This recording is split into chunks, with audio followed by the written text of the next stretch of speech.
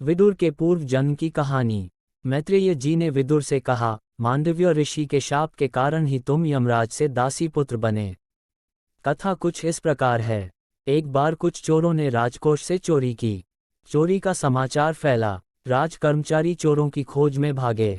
चोरों का पीछा किया। चोर घबरा गए। माल के साथ भागना मुश्किल था। मार्ग में मांडव्य ऋषि का आश्रम आया। चोर आश्रम में चले गए। चोरों ने चोरी का माल आश्रम में छिपा दिया और वहां से भाग गए। सैनिक पीछा करते हुए मांडव्य ऋषि के आश्रम में आ गए। छानबीन की। चोरी का माल बरामद कर दिया। मांडव्य ऋषि ध्यान में थे। राज कर्मचारियों की भाग दौड़ की आवाज से उनका ध्यान भंग हुआ। उन्होंने मांडव्य ऋषि को ही चोर समझा। उन्हें पकड़ लिया और राजा के पास ले गए। राजा ने फांसी की सजा सुना दी। मांडव्य ऋषि को वध स्थल पर लाया गया। वह वहीं गायत्री मंत्र का जाप करने लगे। राज कर्मचारी उन्हें फांसी देते, लेकिन मांडव्य ऋषि को फांसी न लगती। कर्मचारी और स्वयं राजा भी हैरान हुआ। ऐसा क्यों? फांसी से तो कोई बचा नहीं, लेकिन इस ऋषि को फांसी क्यों नहीं लग रही? क्या कारण है? यह निश्चित ही कोई तपस्वी है। राजा को पश्चाताप हुआ। ऋषि से क्षमा मांगी। ऋषि ने कहा, राजन, मैं तुम्हें तो क्षमा कर दूंगा, लेकिन यमराज को क्षमा नहीं करूंगा। पूछूंगा, मुझे मृत्युदंड क्यों दिया गया? जब मैंने कोई पाप नहीं किया था। मैं न्यायाधीश यमराज को दंड दूंगा। अपने तपोबल से मांडव्य ऋषि यमराज की सभा में गए। यमराज से पूछा, यमराज, जब मैंने कोई पाप नहीं किया था तो मुझे मृत्युदंड क्यों दिया गया?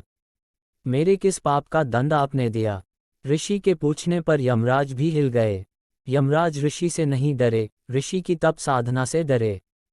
तप से ऋषियों की देह और वचन पवित्र हो जाते हैं। इसीलिए जो कह देते हैं हो जाता है। तप ही व्यक्ति को पवित्र करता है। भक्ति ही आदमी को पवित्र करती है। ऋषि का प्रश्न सुन यमराज कांप गए। कहा, ऋषिव, जब आप 3 वर्ष के थे तो आपने एक तितली को कांटा चुभोया था। उसी पाप के कारण ही आपको यह दंड मिला। जाने अनजाने में जो भी पाप किया जाए उसका दंड भी भुगतना ही पड़ता है। परमात्मा को पुण्य तो अर्पण किए जा सकते हैं, पाप नहीं।